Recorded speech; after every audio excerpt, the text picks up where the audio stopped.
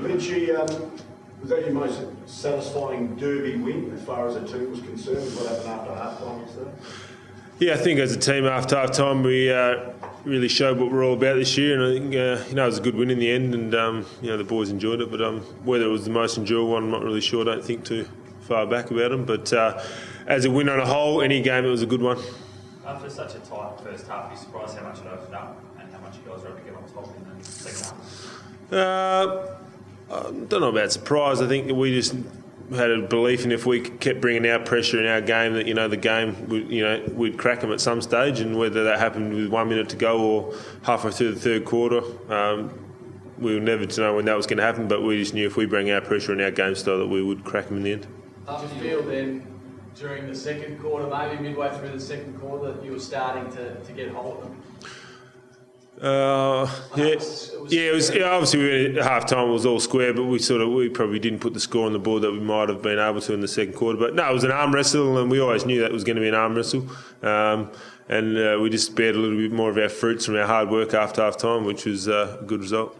Your third quarter against Security was pretty flat the week before. When you came in at half time, was it a real focus to come out really switched on in the third term?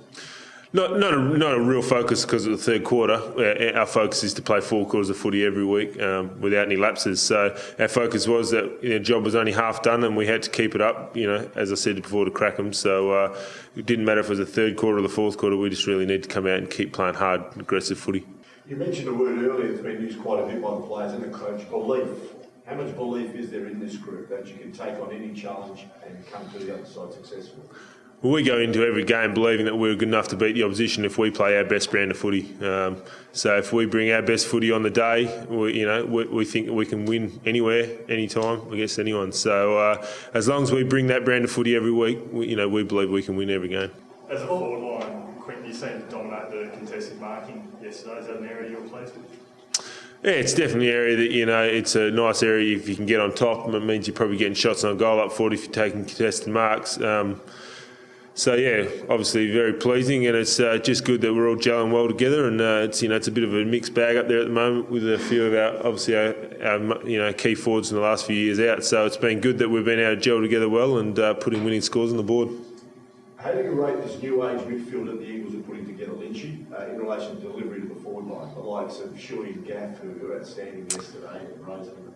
Yeah, great young kids, Shuey and Gaffy, and that they're exciting to watch through the middle and Scooter Selwood. So, then you got the blokes that've been around. Matty Rose has been around a while now, and Curry and Pritter still running through there. So, it's a really good blend at the moment, and playing up forward is good as long as we get, if we can get the ball into our forward line, we believe that we can hold in there as long as we can, and we'll end up beating teams just with our pure pressure. And having those boys deliver the ball in is also very enjoyable. Did you get a chance to appreciate Rose's game while you were playing yesterday?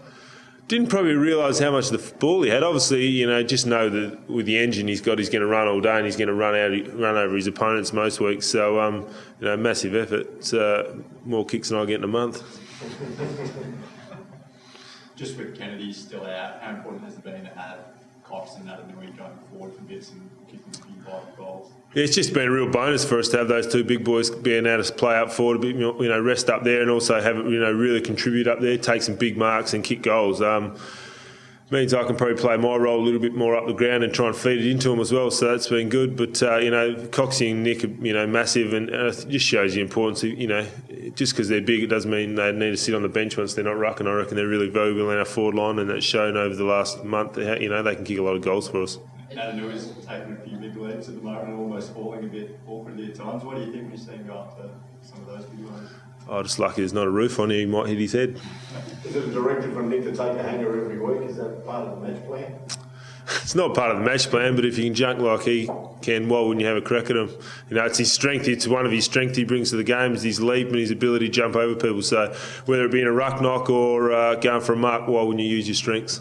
You must be happy with the chemistry before, like considering you've lost half of it. It seems like the guys are coming in, you seem to be working pretty well. Yeah, I said before, I thought we were starting to really gel well together, and that's also adding in a ruckman there, and Josh Hill's fitted in, obviously. And been massive for us since he's come to the club, and I think he's really enjoying his footy. And it's just it's good up there, but it comes from our pressure as well. We're kicking scores, and that's a team thing. So if we can just keep the ball in, lock it inside our 50, we believe we'll kick a score that'll win us a game. Lynch, are you pretty confident there won't be any sort of post-derby hangover for this week for Brisbane?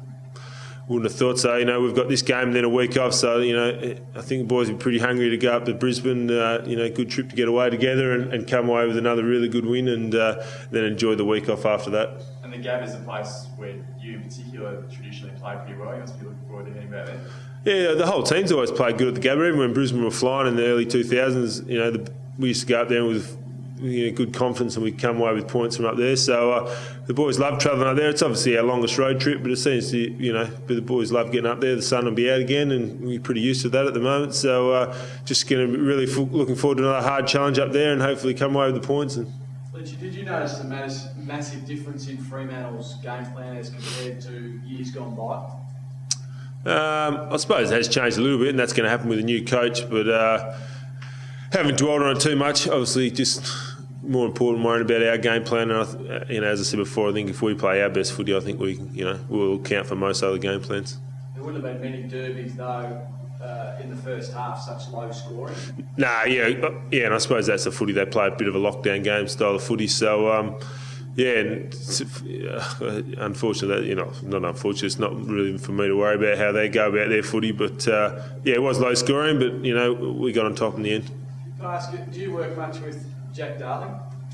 Yeah, I do a fair bit of work with Jack. Yeah, obviously it's hard to believe it's only his second year at the club.